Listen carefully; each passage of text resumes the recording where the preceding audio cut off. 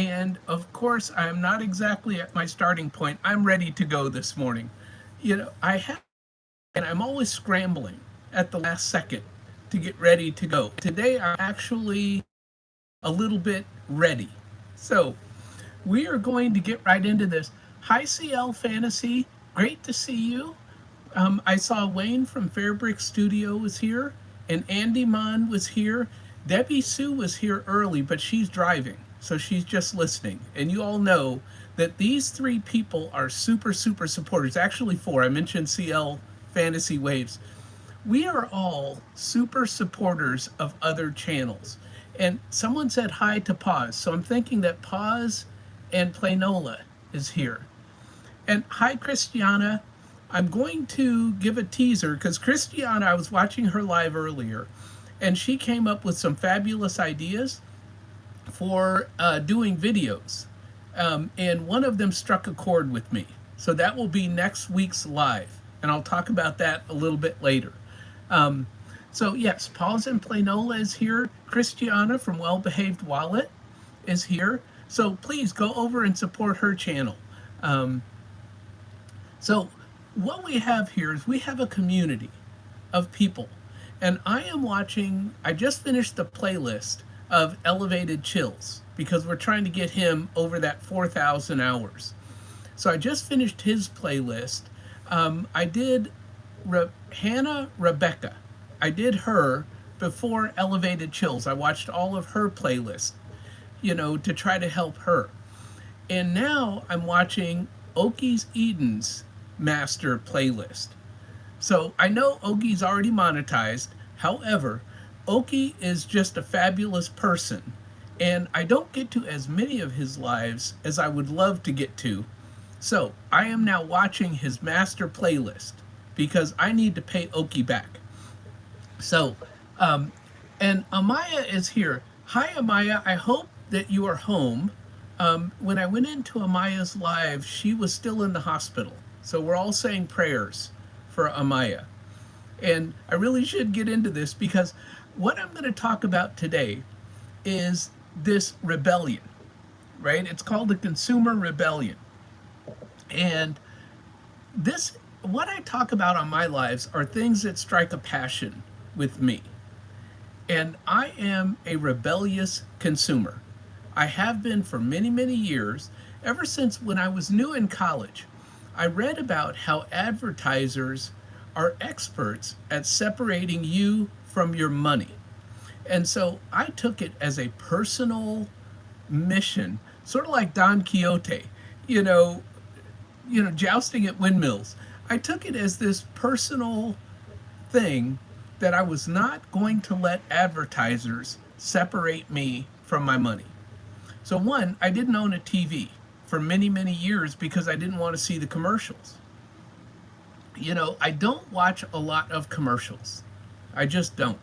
And what that's done is that has allowed me to keep more of the money that I bring in. Now, I don't have a lot of money, but it's not so much how much you have or how much you make on your job, it's how much you keep. And so that's what we're going to talk about today, are things that I don't buy or that I don't spend money on. And hopefully you'll find things and put in the comments things that you don't spend money on. Christiana always talks about Ramit Sethi, who says, spend lavishly on the things that are important to you and cut mercilessly on the things that have no value to you. So this is a judgment-free zone.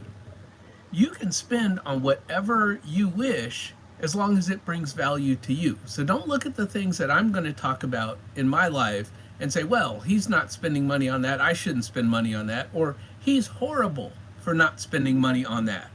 Why doesn't he spend money on that? Personal finance is personal.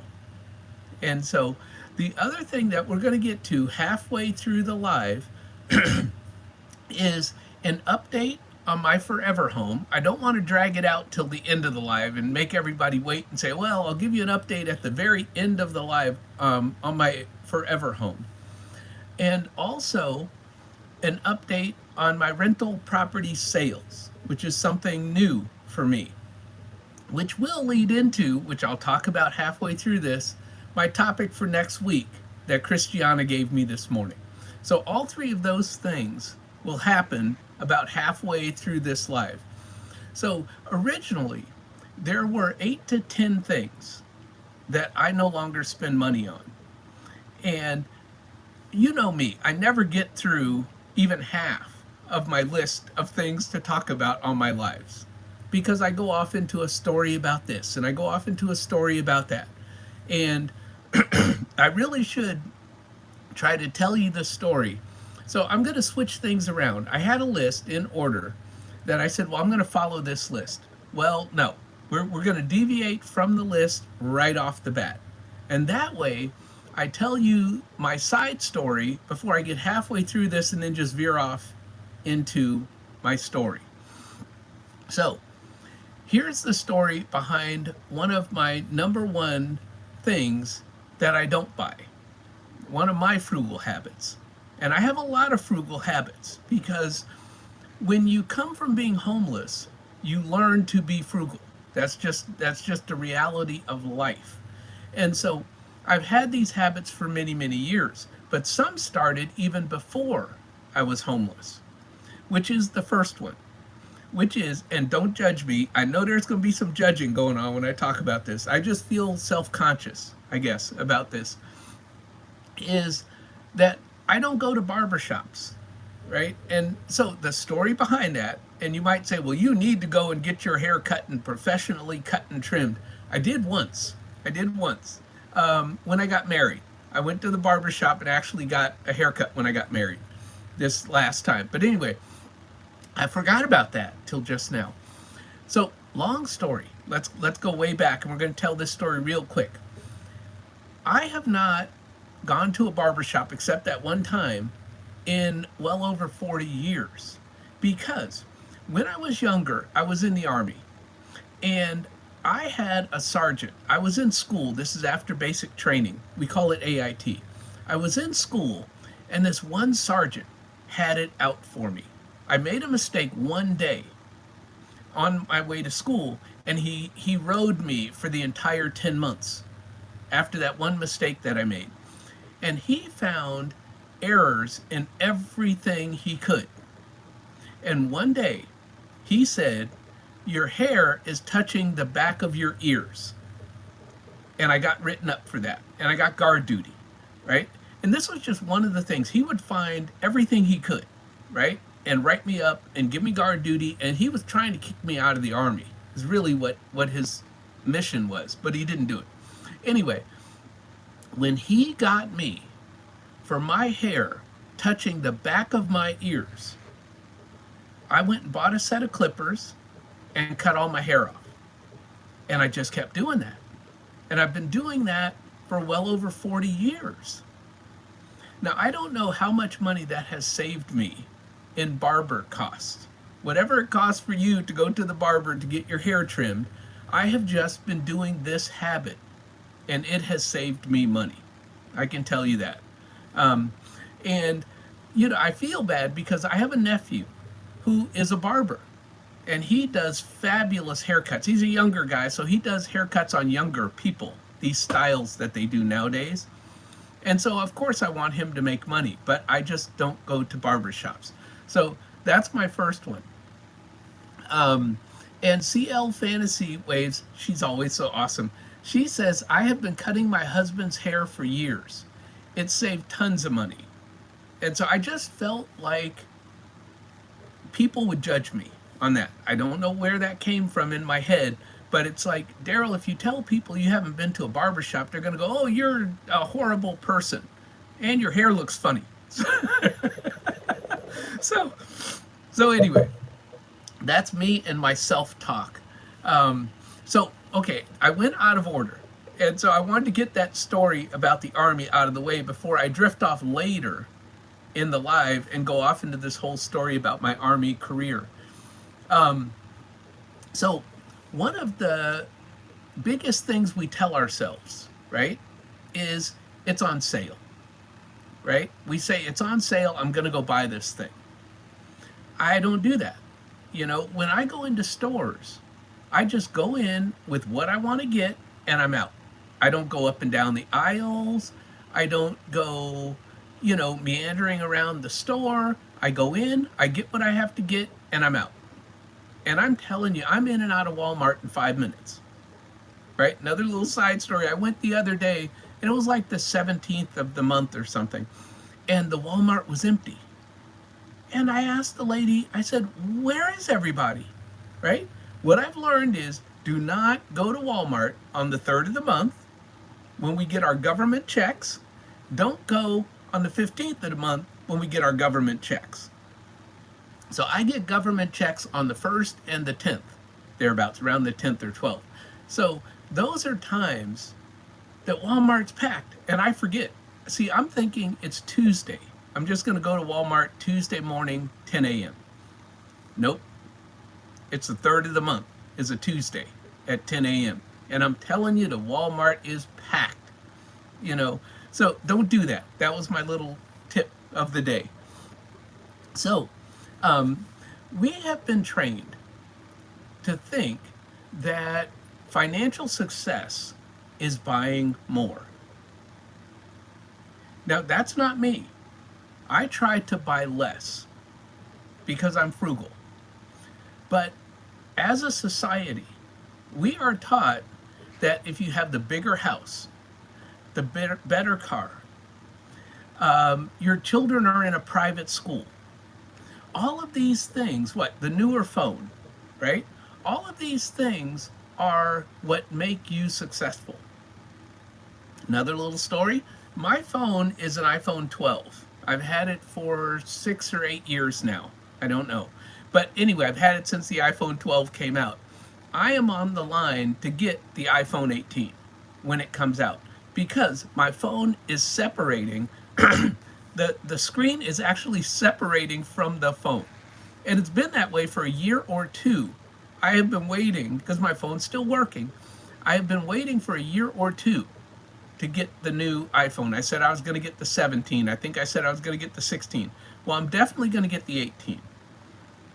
Because I think 2 years with a half broken phone that's still working, it's still 100% operational. It just looks funny because you could see inside the phone when you look at the side of the phone.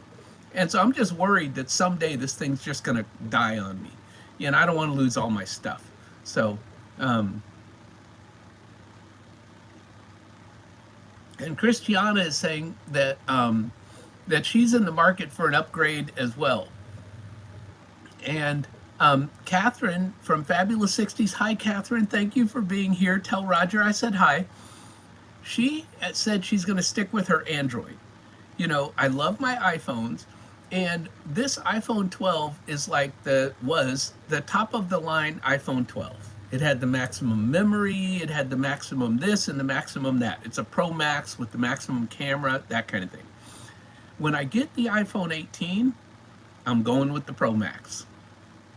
I am getting the biggest, largest amount of memory, whatever the case may be, because it has to last me for another 10 years. I do not want to be running out of storage. And now that I'm on YouTube, I do a lot of videos, of course, of my puppy. So we'll talk about that another day. Me shooting way too many videos of my puppy. So those are the things that we think makes us successful. Right? So let's talk about what should have been first, but now it's going to be second, of the things that I don't spend money on.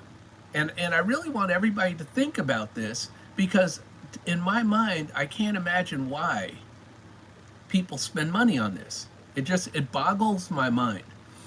And that is ATM fees. Okay, I do not understand why people spend money to get their own cash. The reason being that when I found out that you can go to the grocery store, now my grocery store is Walmart, but whatever your grocery store is, that you can go to your grocery store, buy whatever you're going to buy, and then just use a debit card and get cash back for free, right? No ATM fee. When I realized that many, many years ago, I stopped going to ATMs. And I don't care if it's in my network, at my credit union, I don't care. It doesn't make sense to me to go somewhere just to get cash when you can get it while you're shopping for free and go on home. Now, I am not a big cash person. I'll be the first to admit that. I don't spend a lot of cash. I don't keep a lot of cash. I don't need a lot of cash. I might go and get cash every 3 months or something. Now, unless I'm traveling, right? There's our little caveat there. If I'm going on a trip, I will go to Walmart and stock up on cash before I leave for my trip. But when I'm home not traveling, I just don't understand why anyone would pay an ATM fee, especially like, let's say you're at an ATM that's out of your network or something, and they're going to charge you a fee to get your money, and then your home bank charges you a fee to get you money to that other ATM. I don't know. Anyway, that one, doesn't make sense to me. Christiana says she loves cash. In New Jersey, gas is cheaper with cash, and I also buy my produce from the street stalls in cash. Because Christiana goes to like farmers markets, and she's in a big city, so she walks, and everything is walkable, and so there is a place where you use cash. I'm out in the country, and so I don't go many places. I sit out here on my little piece of land in my little RV, and that's it. And I just don't, and I work from home, so I really don't go places. But Christiana brings up a fabulous point that I want to make sure that I talk about, is when I drive my car to California to visit my friends, there is a cash price for gas and there is a credit price for cash. And a lot of places in California, I went to a restaurant with friends, and I'm ready to pay for all of our meal after the breakfast, and the restaurant says we only take cash. And I'm like, the restaurant doesn't take credit cards? It blew my mind. And guess who didn't have a whole lot of cash? Me. So I am with friends, and they had to pay for me to have breakfast at this restaurant in California. So if you live in a place where you get a discount for using cash, then by all means, use the cash. I would, especially in California with their gas prices. I would absolutely use cash. The issue is I'd have to go to Walmart to get the cash before I go to the gas station to do it. So there's our little story there. And Christiana, she did mention in her live this morning that she was going to cut her hair. Please don't. I just wanted to say, I didn't say that in your live this morning. But she said she's been a long time since she got her hair cut, like a year. And I didn't even realize that her hair was so long. I'm just sort of used to seeing Christiana, so I just didn't realize. But anyway, that's a joke, Christiana. Go ahead and cut your hair. That's a joke. So I'm trying to be funny. Somebody said that you should be entertaining on a live. And I'm thinking I am the most unentertaining person on a live. So I'm trying to be funny, right? That's like me trying to be hip and cool. It just, he can try. So let's see. I'm trying to get to my next topic here. So we talked about ATM fees, right? And let's talk about convenience fees just in general, right? I don't do, now granted, I'm in the country, and they probably do home deliveries or, Uber Eats. There we go. They probably have it here in my town, but I've never done it.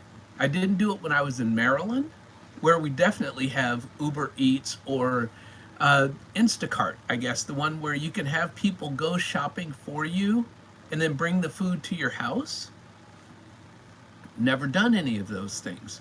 So these convenience items, like the ATM, I don't do. So I'm frugal, and I do what works best for me. So, and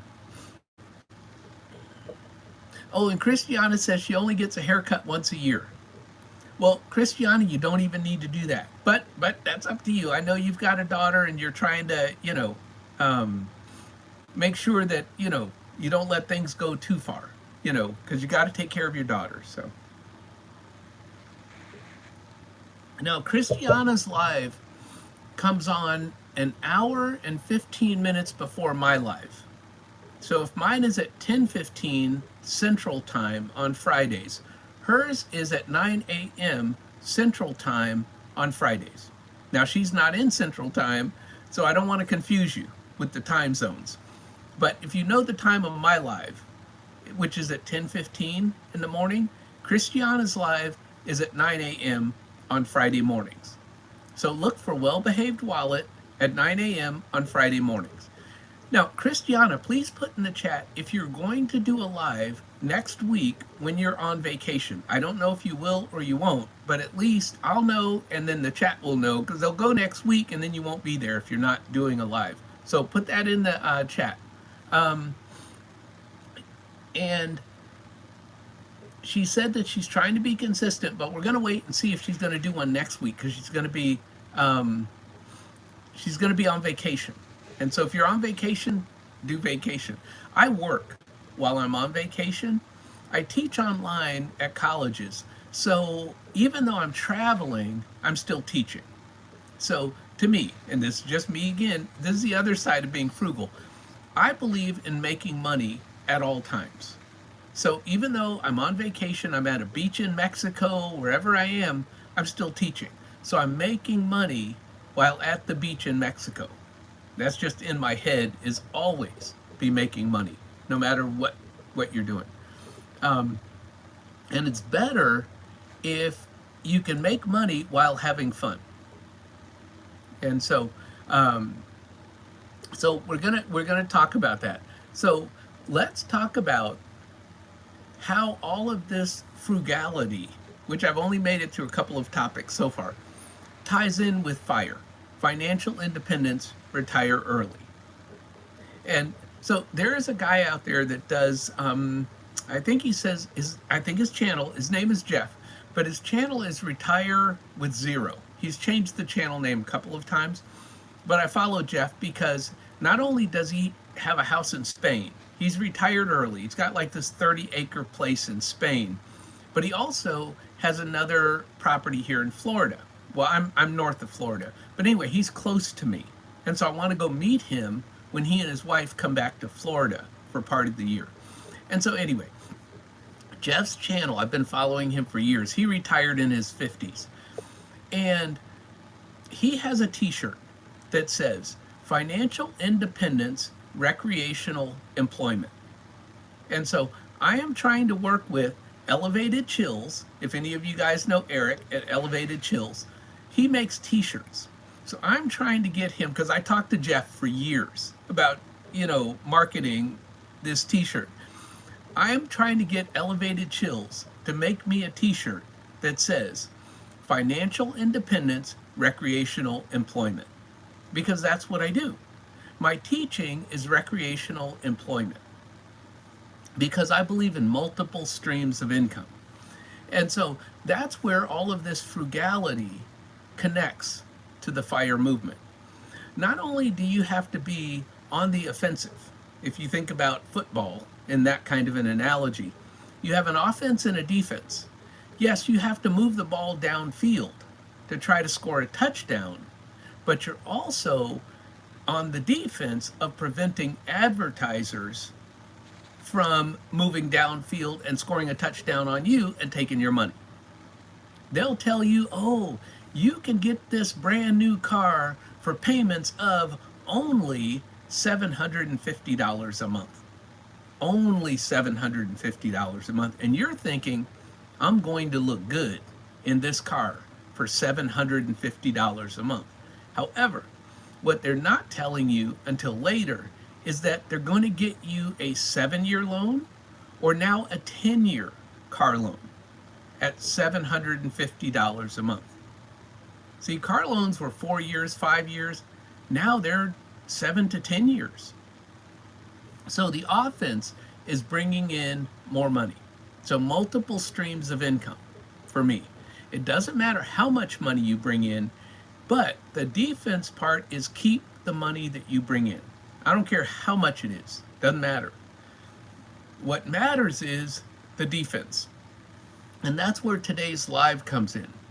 We are doing a rebellion against consumerism, and we're playing defense. Other times I talk about offense. Let's make more money on YouTube. Make money on merch. Make money on memberships. Make money by recording what you do and then posting that on YouTube. If you drive for Uber Eats, record your driving for Uber Eats. So you're making money from Uber Eats and you're making YouTube content while you're making, so you're stacking these income streams. Make as much money as you can. Now, everybody is not a high earner. I was never a high earner. Keep the money that you do get. That's the key. I don't care how much money you make, don't fritter it away, because the advertisers tell you, well, this new ring will do this for you, and this new item will do this for you. What's that De Beers commercial? Diamonds are forever, right? And I bought diamonds when I was younger. I don't buy diamonds anymore. I have enough, okay? I've learned when I was younger, I did the consumerism. But as you learn better, you do better. That's it. That's how my life works. Anyway, so what you have to do is look at your lifestyle. Now, I have, as you all know, a very simple lifestyle. I'm trying to live on $900 a month. I don't care how much money I have coming in, and I don't care what I can afford. See, I don't spend money based on, oh, well, I can afford this, or I can afford that. That's not me. My life is based on what do I want to afford. Now, one of the things about me is I want the ability to buy a new car. I don't want to buy a new car. I just want the ability. I want to have that money invested so that if I chose to, I could. But I want that money working for me. And so all of this sort of ties into my forever home, which I'm going to go ahead and talk about now because we're at 27 minutes into this. And of course, I haven't gotten through half of my topics, and we're halfway through the live. Oh, Julie Jordan Scott is here. Hi, Julie. Good morning. And she started a comment to CL. So go ahead, Julie. Finish that comment. I'm going to come back and read it. So thank you, Julie, for coming into the live. Now, Julie has lives on Mondays that I go to, which are gratitudes and intentions. And so now this is appropriate because I'm now going to talk about my forever home and how grateful I am to have that. You know, and I hope that I told you all the little story about my forever home, in that my realtor and I were looking at a different home that I just happened to stumble across that's in my neighborhood. I happened to stumble across it looking for something totally else. I was not looking for a home. I wasn't looking for anything. I just happened to stumble across this while I was looking through real estate website. Well, my realtor and I went and looked at it because it had a pond, and there were fish in the pond. So I was like, oh, I want this little 2-bedroom, 2-bath house right near me with a pond. Of course, you all know I was going to buy a brand new mobile home and put it on this land that I'm on right now. Well, that little 2-bedroom, 2-bath house with a pond was the same price as a brand new mobile home here. So I'm not spending any more money, right? I have a limit on what I'm going to spend. I want to first put that out there. Then, as we're leaving there and I'm going to puppy sit, I think that I was doing my puppy that day, my realtor sees a for sale by owner sign on our way back into town. She wasn't with me, she was by herself with her daughter, but she saw a for sale by owner sign on the side of the road that I have driven by 100 times. Because there's this old single wide down by the road right next to the for sale by owner sign down by the road. And so I thought, well, whoever that person is, they're trying to sell this old single wide. And so my realtor saw the for sale by owner sign, and she stopped her car, backed up, and went up to the sign and saw that it went up a little road to a fence. It wasn't the single wide. And so she called me and she said, Daryl, I see a garage up there by that house. And I keep talking about a garage because I want a garage for my motorcycle. And even if I had to build or get the brand new mobile home here on this land, I would still have to build a $50,000 garage for my car and my motorcycle. So she says, Daryl, you need to look at this. So that evening, I had a little bit of time. I went over, I looked at it, and I called the phone number that was on the gate, and the house and the garage were up the hill. And the owner came by in 10 minutes. And he took me up there. We looked at the house. I saw the garage. I looked at the price of the land, the older mobile home, that's what it is, an older mobile home, and the garage. Same price as my brand new mobile home here. So I'm staying within my price budget. That's what I'm trying to share. So I told the guy immediately, I said, I'll take it. And he says, well, wait a minute. There's two other people ahead of you that said they're trying to get the money together. I said, I'll have you the down payment tomorrow, the earnest money deposit. And the guy just couldn't believe me. I mean, what kind of guy just drives up to your property, says, I'll take it, and then says, I'll give you the down payment, earnest money deposit tomorrow? Did I have the money? No. But could I get the money? Yes. So he and I talked about it. And he was saying, well, because I'm out in the country, we do things a little bit differently out here. Sometimes it's only a $500 deposit. But this guy said, he said, well, you know, I'm thinking maybe $1,000 deposit. I said, I tell you what, I'll give you $2,000 just to show you I'm serious. And that's what I did. So the next day, I went and I talked to my realtor. I said, write up the contract. And it took us a few days to get the contract signed, but I got the property under contract. And so the update part is that I have now been approved by one lender to get the loan on this property.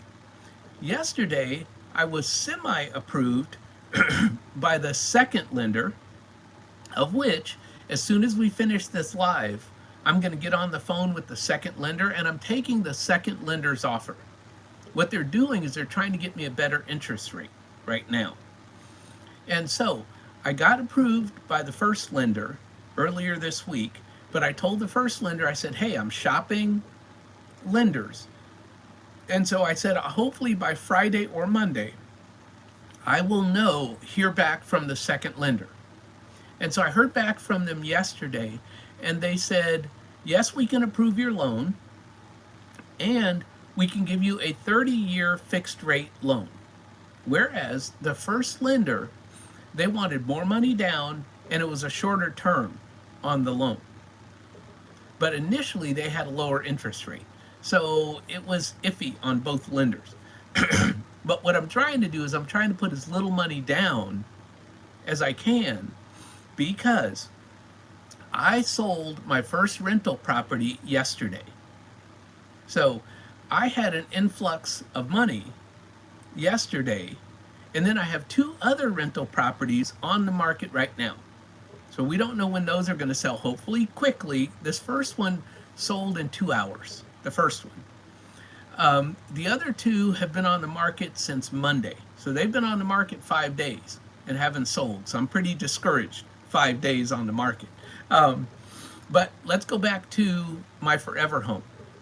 So I got approved by the lenders.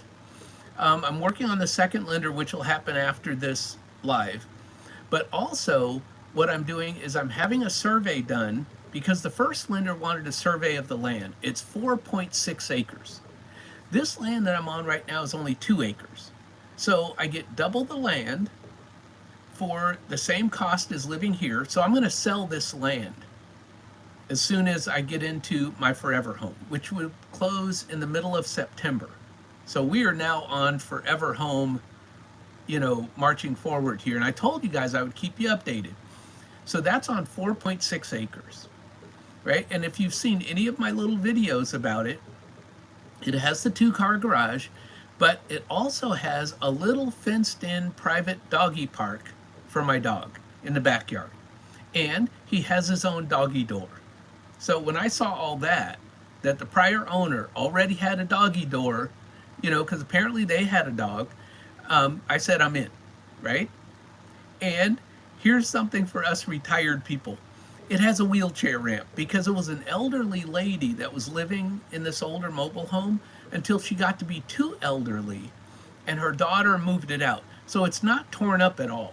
It's simply dated. And so what I'm going to do is I'm going to fix it up over time. Like each year I will redo the bathroom or redo the kitchen or whatever it is that I'm going to redo the flooring throughout. Each year I'm going to do a little upgrade. I've never done that before for myself. I've never upgraded anything for myself. And so that's what's going to happen. So I want to keep you all updated.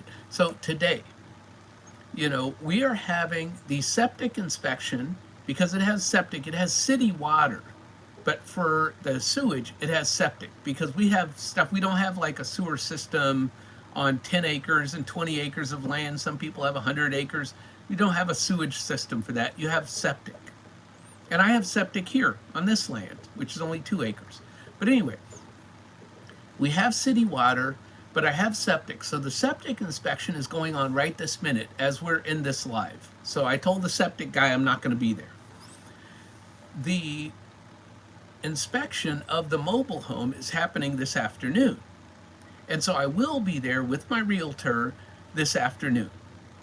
And so I am paying for the survey, I'm paying for the septic inspection, I'm paying for the house inspection, I'm paying for everything. Because these owners want their money. They're doing for sale by owner because they don't want to pay realtor costs.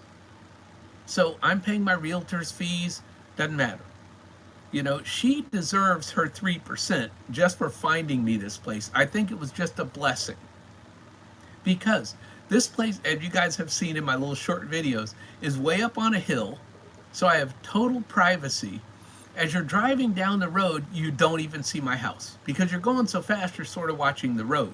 It's a 45-mile-an-hour road. But anyway, you're watching the road, you don't even see my house up there. And it's far enough up the hill that I'll hear nothing up there. The seller says there are deer that hang out in the front yard. And my realtor said yesterday when she was walking around the property, she saw rabbits. See, so I'm in heaven. I'm good. I am good, And so it's within my budget. It's saving me $50,000 because I don't have to build a garage. See, this is what I'm talking about when I'm talking about being frugal. I'm talking about making decisions that do not inflate your lifestyle. Now, could I have afforded a newer mobile home or a newer home or even a custom-built home? The answer is yes. But that is not where I choose to spend my money. What I want to do in my future, 1, pay off this home. 2, travel. 3, increase my wealth. Okay, so if this home is no more than 10% of my net worth, right? Most people, their home is 50% or 80% of their net worth. They may have an $800,000 home or a $1 million home and have 1.5 million in net worth. See, my net worth, I keep my net worth, or my home part of my net worth, I keep small because I want 90% of my money working. I want it either in the stock market or real estate or wherever it is. I don't want it in my primary residence. And I don't require a lot. I wanted a 2-bedroom, 2-bath home. And that's what I was going to do with the brand new mobile home. However, this is a 3-bedroom, 2-bath home with a fireplace. Here's another little teaser. I talked to this seller and he's going to let me do my YouTube video walkthrough this afternoon. After the inspector leaves, he's just going to leave me alone with the house and the land and let me shoot a video for you guys of my new property and the mobile home. And like I said, it's older, it's dated, it needs updating. But it was gently used. So it's not trashed at all. So it's enough for me. It's way bigger than what I need. And the neat thing, we were walking through it when we were signing the contract. The seller said, you get everything that's in here. There's a dining room table already in there. That's one thing I don't have to buy. There's a roll top desk in there that I could use for my office desk. One more thing I don't have to buy. There's this super old, and you'll see it in the video, entertainment center on the wall, some big wooden thing, right? That's all I need to set my TV on, right? So, and mostly I use my TV to watch YouTube channels, to get people watch hours. And Oki's Eden taught me that. I did not know you could use a TV to watch YouTube. I just didn't know. So thank you, Oki, for teaching me, an old guy, a new trick. And so, and Julie Jordan Scott says it sounds like a slice of heaven. It really is.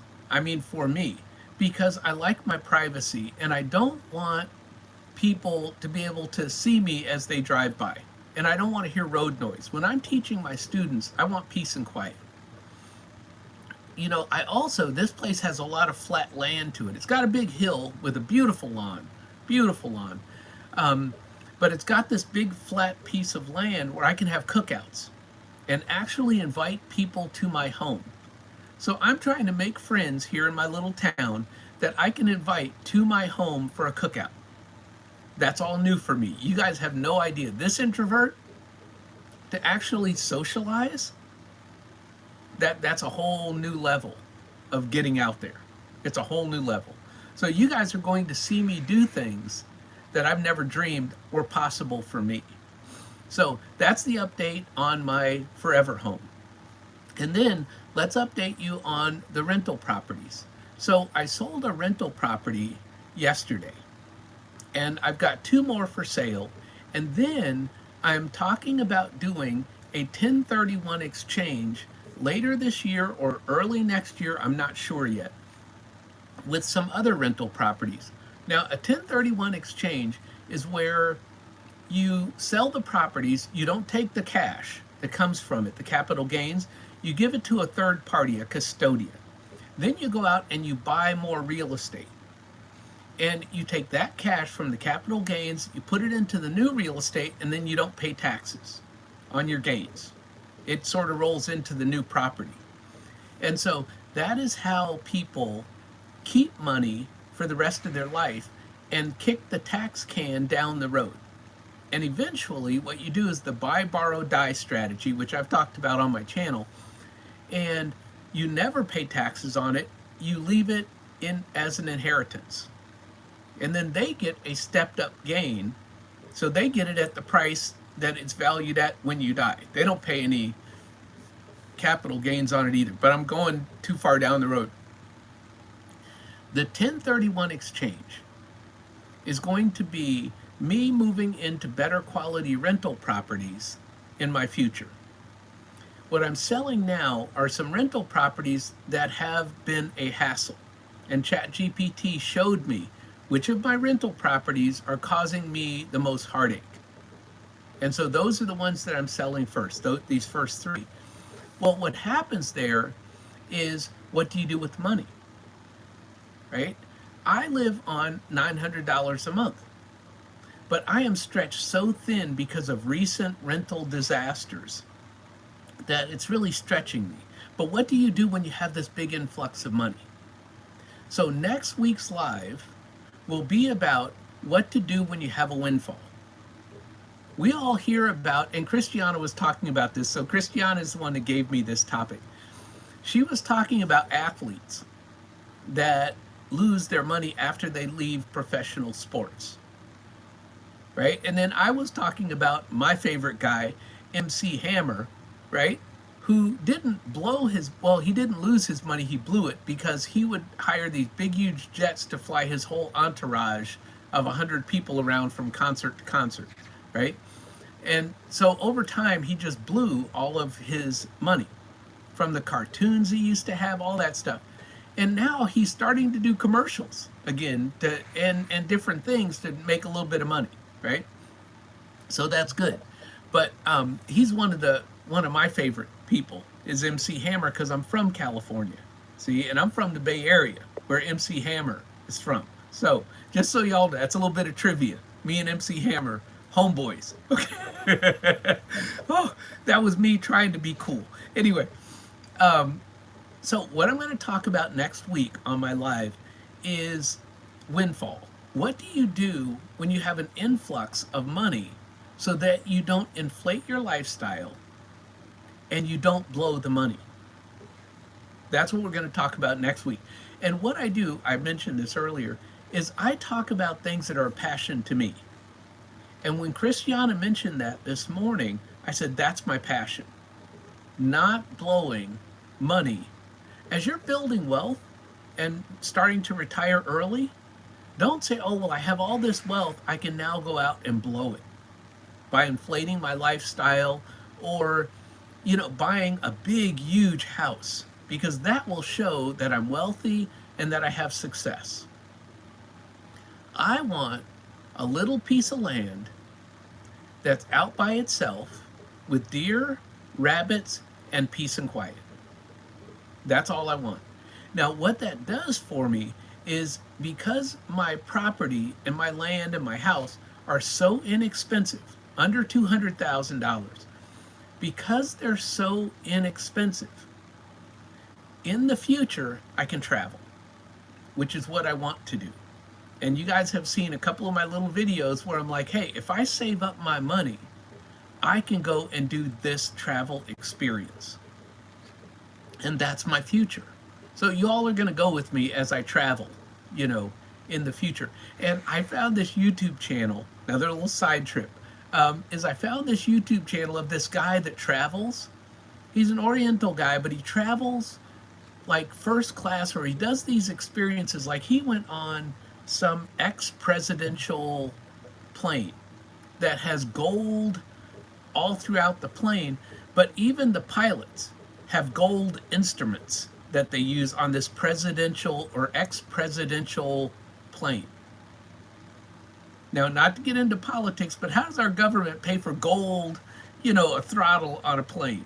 Come on now, So anyway, that's our update. And we're going to, before I get into everything, because I've talked about, my update on my forever home, and just how excited I am. I am just beyond excited for this. And so the only thing that could possibly hold us back at this point, okay, our one last hurdle to get over is the appraisal.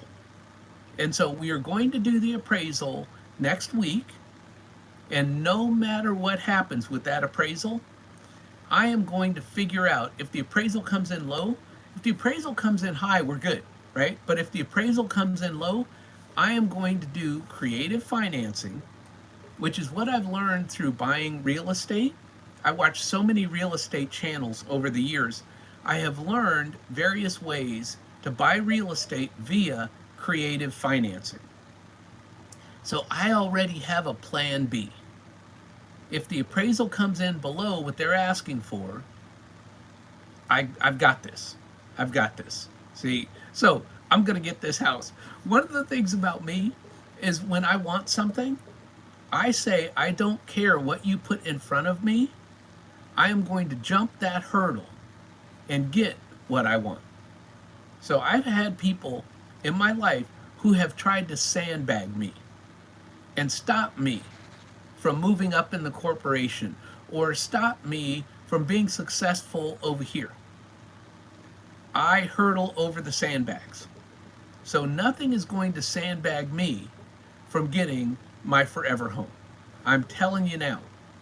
I'm coming with both guns blazing to get that forever home.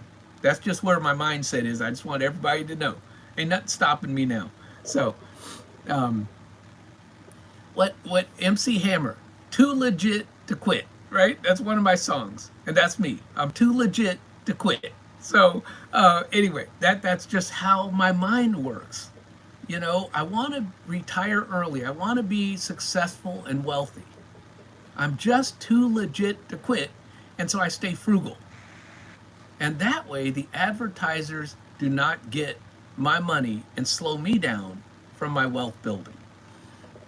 So, let's talk about the last thing because I want to get to one more thing, at least one more topic before I end this thing. I went way too long on my update, of course, because I'm just so excited. So, a capsule wardrobe.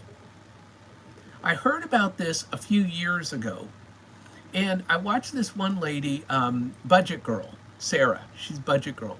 She talks about when you buy clothes, write down the price that you bought it for and how many times you've worn that item so that you get a cost per wear. Now, I know that seems extreme for a lot of people, but I actually did that. And I don't necessarily keep track of my clothes, except that I don't buy clothes anymore. I have so many clothes that I've donated clothes. And I just don't buy clothes anymore. I have no need. When you have 1,000 Harley t-shirts, you don't need more t-shirts. You know, I've had Harley t-shirts stolen from me in a move to Alabama, and I've given away Harley t-shirts. And I still have a bunch of Harley t-shirts. So I don't need more t-shirts. And as far as pants go, we don't wear long pants down here in South Alabama. Mostly everybody wears shorts because it's so hot. I mean, for the past couple of weeks, it's been 95 degrees every day. So we have 95 degrees and humidity. So everybody wears shorts. So as long as I have enough shorts to get me through the week till I need to do laundry, I'm good. You know, why do I need suits and ties? I have one suit, one tie, I'm good. I mean, I wore those things for 20 years or more working for the federal government. No desire to put on a suit and tie today. No desire. So, but that's me. Other people do in retirement. Cool. Not me. Again, do what makes sense for you. And do what makes you happy in life. Don't follow the Joneses and say, oh, they've got a big old $450,000 brand new home with a 3-car garage and all that. There are homes like that here. And yes, I could buy a home like that here. I don't want those payments. You know, I'm a person who is getting used to low home payments. Another little side story, I'll try and be quick with this one because we're running out of time on this live, is part of my plan for getting my forever home is lowering my payments. And if you haven't heard of recasting is where you take a lump sum, and here again, let's say I have a windfall of money coming in from selling a rental property or something. I take that money and I go to the bank and I say, I'll give you this money on my home. Not that I'm doing that. I'm just saying this is a possibility. I'm giving you this chunk of money on my primary residence here, and what you'll do is I keep the same loan with the same terms with the same amortization, but we lower my payments. So now my payments go from $900 a month to $700 a month. And then the next chunk of money I get, I go back to them again and we lower it from $700 a month to $500 a month. That's what I want to do in the future. I'm not sure where that extra money is going to come from. Like, I could save up teaching income, for example. You know, I could save up money from my Social Security, for example. I could invest that money in my brokerage account, let it grow for a year or two, and then take the gains and take those gains and put them on my primary residence. So there are multiple, many different ways that I can do that. And part of my strategy is if I refinance a rental property and I take cash out from that rental property, you don't pay taxes on that because that's still part of a loan, right? I could use that cash out from a rental property and pay down, recast my primary residence. See? Now, what that does is, as I'm paying back the rental property loan, the cash out that I got on that loan, it's actually paying on my primary residence. See? So we're sort of moving the primary residence into being paid for by rental properties. You sort of have to follow all that. But that's my plan. So I have a plan not only to eliminate this debt of my primary residence, but also to move it into a tax advantage thing like my rental properties, where I get tax write-offs every year. And so if my tax write-offs can come on my primary residence, that's the way to think. See? So I have a plan. So we talked about a capsule wardrobe. And if you can have a capsule wardrobe, that will save you from the advertiser saying you need these new sneakers every year. You need this new iPhone every year, right? That's not a wardrobe item. I'm just throwing that in there. But all of these things that we buy every single year or every season, we need a fall wardrobe or we need a summer wardrobe. I have winter long pants that I wear, sort of like sweatpants or gym pants, not gym pants. I'm trying to think. They're not sweatpants, but they're like padded pants. You know, I have those for the winters here in Alabama. So do I need to buy any more? No. Those things are going to last me forever because I only wear them maybe 6 months out of the year or 3 months out of the year. Every year. So if it gets cold, I put on long pants. I have sweater jackets that I wear that I've had for 10 years, if not 15. I don't need any more clothes. I just don't. And I'm just not buying any. Now, having said that, if I go on vacation to someplace like Turks and Caicos, because you guys have seen my orange shirt from Turks and Caicos, I bought that shirt when I was there, and that was a souvenir. But I'm probably not buying a whole ton of souvenirs when I travel in the future.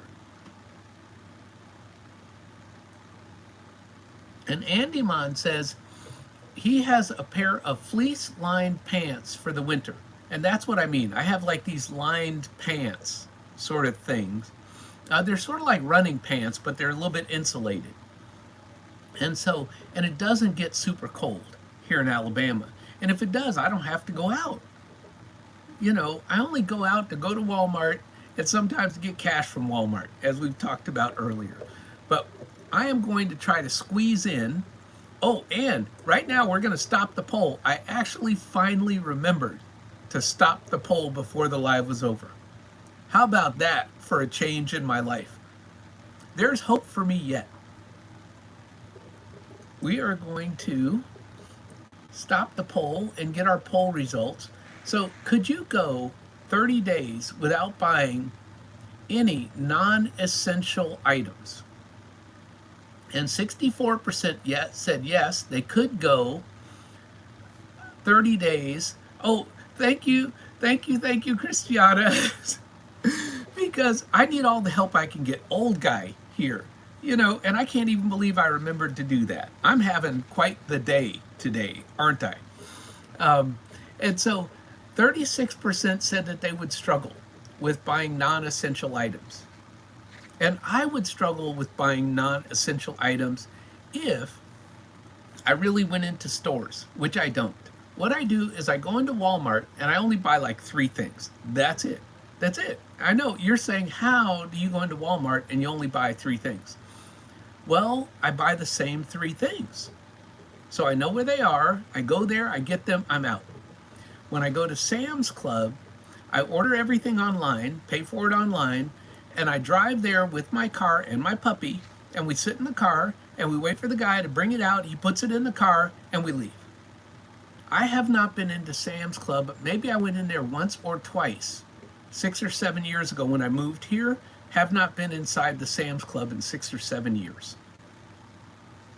Because I got the upgraded membership. Sam's Club started charging for delivering to your car, so I got the upgraded membership, which includes free delivery to your car, and I use it more than what it costs for the upgraded membership. See, again, you've got to save money everywhere you can. Save your money. And let's keep those advertisers from separating us from our money. I mean, all these ads on YouTube, and that's why I'm going to end with this because I'm just hitting my hour now. This is the reason that when I am monetized, and I'll probably have to hit the 8,000 hours, that's just the reality of it, because I'm not going to go live 7 days a week, just not going to do it. So when I get monetized, all of my proceeds go to charity, they go to the homeless, but it's AdSense money. It comes from the advertisers. See, I want the advertisers to pay me to give to the homeless, not me get separated from my money. That's me and my whole Don Quixote thing that I talked about earlier in the live, is that I am consciously rebelling against advertisers. I want them to help the homeless, not me to help them get wealthy. So that's it. That's my live. I want to thank everybody for coming. And Costco is an excellent store. If we had a Costco here, I would prefer to go to a Costco than Sam's Club, but we don't. We don't have a Costco here. I did in Maryland. I went to Costco. I love Costco. So I want to thank you all for coming. I'm sorry I went a minute or two over. This is me trying to get more watch hours so I can get to the 8,000. I'm just kidding. I do YouTube because it fits within my retirement. I do not need another job. I do not want another job. But what I do want is I want you to keep all of your money, invest your money, and retire early. Thank you all for coming to my live. And next week we'll talk about what to do when you get a windfall, because that's where I'm at right now in my life.